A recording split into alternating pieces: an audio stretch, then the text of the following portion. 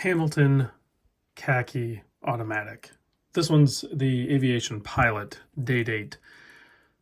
There are so many great Hamilton watches out there. I really like the design features on this one. I love the handset. They're very large, very legible, but also partially skeletonized, revealing some really cool details. As you can clearly see there, the hour hand is kind of capturing the 8. So you know that's 8 very easily. Could point at it, but it's pointing at the 40. So that's for the minute to do, right? But it's kind of cool the way that works. There are so many colorways. This blue is a new colorway, and it is a very well done blue. I'm sure the people that are fans of blue dial watches are going to gravitate towards this particular model, which happens to be the H64635140, retail price $1,045. You will get a discount on that, probably, maybe, we'll see.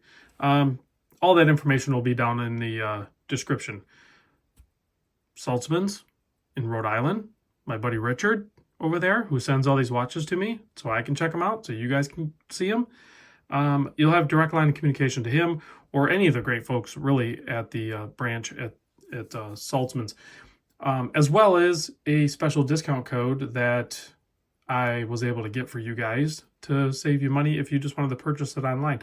I don't currently see this one on their website, but it should be on there soon. They're like the black ones on there, I think, or the 39 millimeter. I'll talk to Richard about it. But regardless, you can call them too. You don't have to buy it online. But if you don't feel like talking to somebody, I'm sure they'll get it put on there soon. So, case size. This one's 42 millimeter. The lug to lug is a 51 millimeter. A nice thin case at 13 millimeter for this particular size. You do have a double dome sapphire crystal, and I believe there's a little bit of AR coating on there. Hamilton doesn't, so far to date, doesn't do a fantastic job with AR. You can see there is some reflections, but this one does pretty good with balancing it. Doesn't become like completely non-legible. I think it's there and functioning. 20 millimeter lug opening. Bracelet does taper down to 18, and you have a fully milled clasp, 3 micro adjust, double pushers, everything's kind of signed.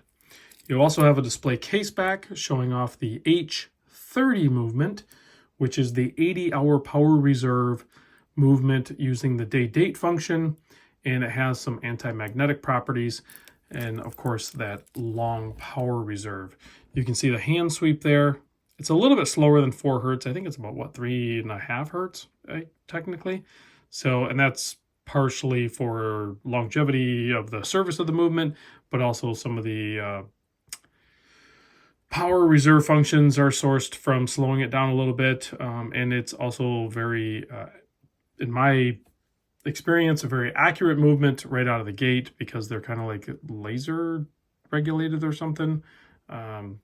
You can see that second scan too reaches all the way out to that outer chapter. And of course that minute hand reaches all the way out and points exactly to where the minutes are. So I love the visibility and ease of use of this watch. Just love the handset on this thing. Plus the aviator layout as well. I think you guys will all agree. It's a fantastic looking watch. And pretty dang approachable. You have signed crown, 7 millimeter crown. It's not a screw down crown or anything like that. So you can, in the pushed in static position, you can give it a quick wind if you happen to have let the movement die or you think it's getting low on power reserve. You can just give her a little boost like that. And then this first position, when you come out, you would adjust the day and the date, and all the way out stops the movement so you can adjust the time. Let's see, are we at the top of the hour? Are we gonna get a date change here? Because this is the other really cool thing about, yep, it just instantly snaps over.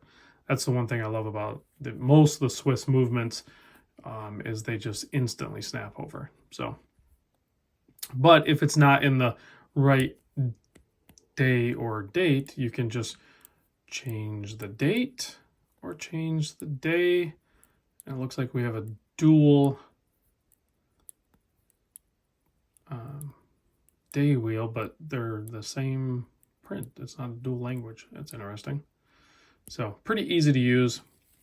and a fantastic watch. And then if the hands overlay each other, this is pretty cool actually too. Then it looks like a solid handset.